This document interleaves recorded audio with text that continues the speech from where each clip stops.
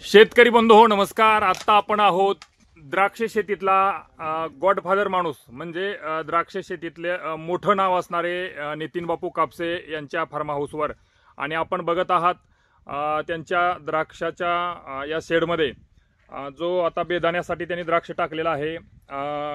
तज्ञांच्या म्हणण्यानुसार यामध्ये जे काही मणी आहेत त्या मण्यांची गळ फारच कमी झालेली आहे। आपण बघू शकता वर जी द्राक्षे दिसत आहेत, जे द्राक्षांचे थर दिसत आहेत त्याच्या तुलनेत शेवटच्या या असणाऱ्या ठिकाणी आपण बघत आहात किती कमी मण्यांची गळ झालेली आहे।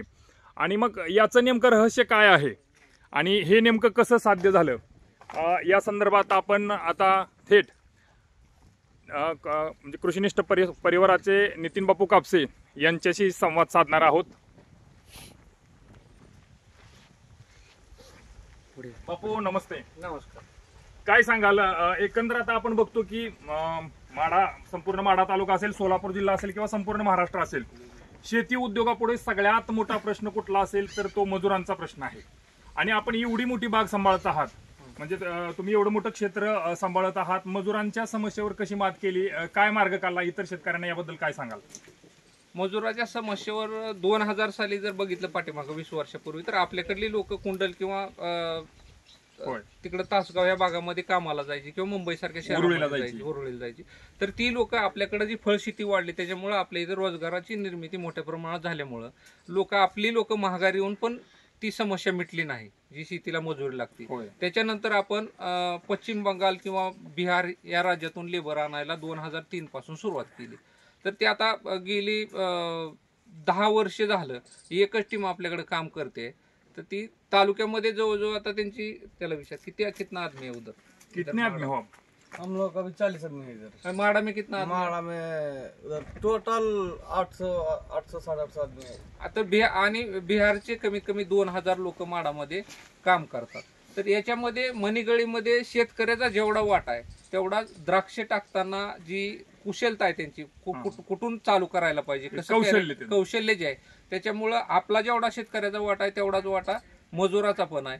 किंवा त्यांना आपल्याबद्दल प्रेम असले किंवा आपल्याला त्याच्या आज 10 वर्ष झालं ते माझ्याकडे काम करतोय तर त्याच्यातून एक जाणवतं की त्यांचा आमचे विचार जुळलेत आणि आम्ही स्वतः कोण नसलो तरी त्यांनी इतकी जबाबदारीनं काम करते की एक जाळे असून पण ते एक जाळीवर पण मनी नाही तर इतकं जर कमी मनीगळ जर त्यांच्याकडून होत असली काम हँडलिंगमध्ये तर ती प्रचंड चांगली गोष्ट आहे।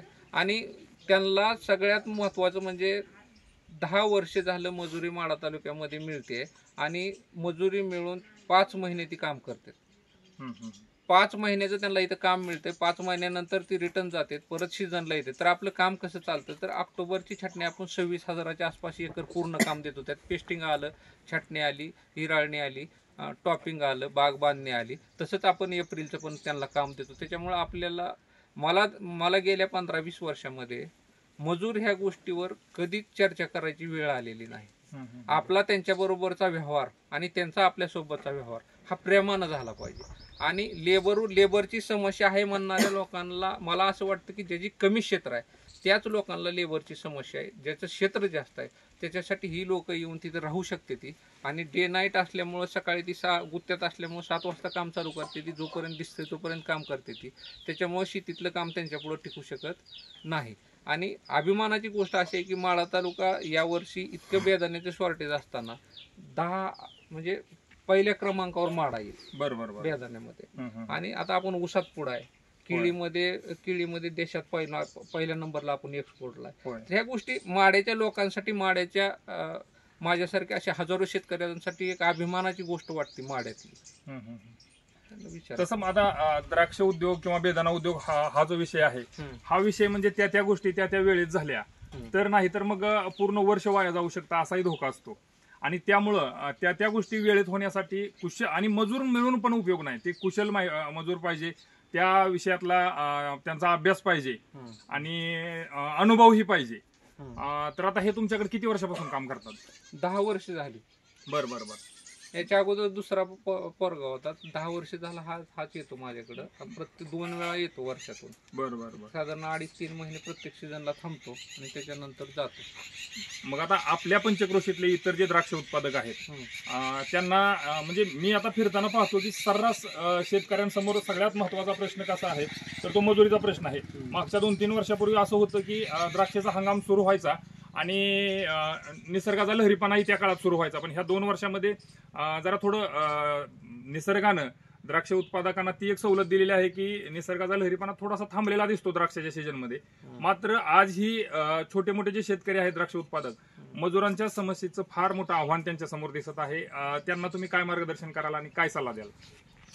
काय विषय आहे, माढा तालुक्यामध्ये किंवा सोलापूर जिल्ह्यामध्ये फळशेती वाढावी ही माझ्यासारख्या बऱ्याच शेतकऱ्यांची इच्छा होती. आणि ती वाढण्यासाठी पहिल्यापासून आमचं एक मत होतं की आता समजा माढा तालुक्यामध्ये काय प्रमुख शेतकरी आहेत ज्याची बाबा शेती जास्त आहे, त्या लोकांनी असं आम्ही एक मिटिंग घेऊन ठरवलं की आपण जर पश्चिम बंगाल आणि बिहारची लोक आणली किंवा त्यांना काय त्यांच्या अपेक्षा आपल्याकडे नाही तर इथं कुणी त्यांचे पैसे ठेवू नये, कुणी त्रास देऊ नये, त्यांना इथं निराश्रित वाटू नये, त्या गोष्टीची मी काळजी घेतो. मी एक 700-800 लोक यावर्षी माढा तालुक्यामध्ये आणले ती आपल्या लोकांकडनं जी काम शिल्लक राहते. आणि आम्ही जर समजा ही लोक पश्चिम बंगाल बिहारची लोक लावली तर आपली जी छोटे शेतकरी आहेत त्यांना आपल्या स्थानिकचं लेबर वापरता येते. त्याच्यामुळे छोट्या शेतकऱ्याची पण समस्या सोडवण्यामध्ये ह्या लोकांचं प्रचंड मोठं योगदान आहे. बरोबर. आणि ह्या सगळ्या ज्या गोष्टी आहेत ह्या वेळेत होण्यामुळं जी म्हणजे ह्याची मालाची क्वालिटी असेल आणि मालाला मिळणारा भाव असेल ह्याच्यामुळं शेतकऱ्यांचा फायदाही होतोय. म्हणजे अशा सगळ्या गोष्टीनं या मजुरांच्या मुळं बऱ्याच सकारात्मक गोष्टी घडत आहेत असं बापूंचं म्हणणं आहे.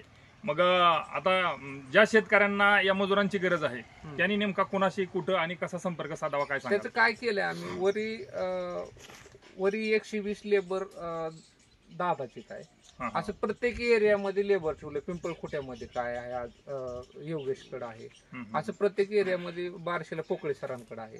असं आम्ही वेगवेगळ्या एरियामध्ये एक 40-50 लोकांची टीम ज्याची जशी लोक ठेवायची व्यवस्था आहे तशी लोक ठेवली ती त्या एरियातली लोक त्यांच्या ती करते. आता थोडक्यात सांगायचं म्हणजे कापशेवाडी मधलं 70% शेड बांधायचं काम, नायलॉन बांधायचं ती काम हे आपल्या टीमनं केलंय. मग ती आपल्या लेवलचा विषय राहत नाही. परत त्यांच्या ओळखी होते ते किंवा ज्याला गरज आहे तो माणूस त्यांच्या लोकांकडे जातो, त्यांचा ठरलेला रेट आहे ते रेट देऊन त्याच्या पुढे त्यांचं ती सिस्टमॅटिक काम चालत राहते. आपल्यामध्ये प्रॉब्लेम आपण त्यांना काय मदत करायची आहे आपल्या माढा तालुक्यामध्ये तर कुणी त्यांच्यामध्ये बाहेरचा आहे किंवा त्याला त्रास देण्याचा प्रयत्न केला किंवा त्यांचं कुणी आर्थिक अडवणूक केली, पैसे देण्यात नकार दिला तर त्या गोष्टी फक्त जबाबदारी आम्ही घेतो.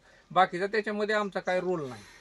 आम्ही फक्त माढा तालुक्यात कुठंतरी लेबर वाचून कुणाची प्रगती थांबू नये त्याच्यामुळे जेवढी जास्त लोक बाहेरचे आणता येतील विश्वासाचं मॅनेजर आहे ते त्यांच्याकडनं बी आम्हाला कुठल्याही प्रकारचा त्रास नाही. आता थोडक्यात सांगायचं म्हणलं तर त्याच्यासाठी मी पण काही इन्व्हेस्टमेंट करत नाही.